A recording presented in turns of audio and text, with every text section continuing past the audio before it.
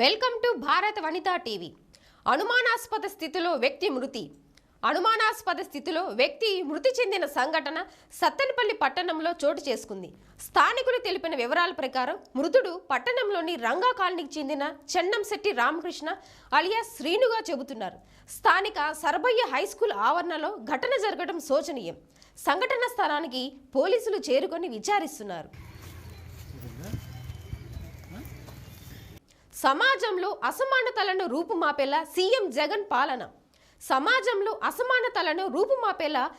జగన్ పాలన ఉందని Nandigama MLA doctor Mondithoka Jaganmohan Rao అన్నారు. కంచికచర్ల మండలంలోని పెండ్యాల గ్రామంలో గడప గడపకు మన ప్రభుత్వం కార్యక్రమంలో భాగంగా శుక్రవారం ప్రతి గడపకు వెళ్లి ప్రభుత్వం అందజేస్తున్న సంక్షేమ పథకాల బుక్లెట్ను ప్రజలకు ఆయన అందజేశారు.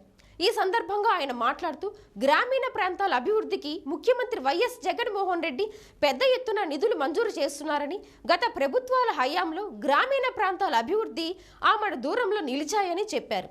ప్రజలకు నిరంతరం మంచి చేయాలనే తపనతో ముఖ్యమంత్రి వైఎస్ జగన్మోహన్ రెడ్డి పనిచేస్తున్నారని, పారదర్శక పాలన అందించడంతో పాటు నిరుపేదల జీవన ప్రమాణాలు మెరుగుపరిచేందుకు పటిష్ట చర్యలు తీసుకుంటున్నారని తెలిపారు. దేశ చరిత్రలోనే ఏ రాష్ట్రంలో లేనన్ని సంక్షేమ పథకాలను సీఎం ప్రవేశపెట్టారని కొనియాడారు. పేదల మనసెరిగి పాలన చేస్తున్న ముఖ్యమంత్రి జగన్మోహన్ రెడ్డిని ఆశీర్వదించాలని ప్రజలను కోరారు. ఈ కార్యక్రమంలో స్థానిక ప్రజా ప్రతినిధులు, అధికారులు, వైఎస్ఆర్ కాంగ్రెస్ పార్టీ నాయకులు, సచివాలయ సిబ్బంది, వాలంటీర్లు తదితరులు పాల్గొన్నారు.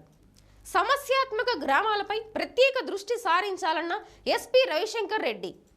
పల్నాడు జిల్లాలోని సమస్యాత్మక గ్రామాలపై ప్రత్యేక దృష్టి సారించాలని పల్నాడు జిల్లా ఎస్పీ వై రవిశంకర్ రెడ్డి సూచించారు.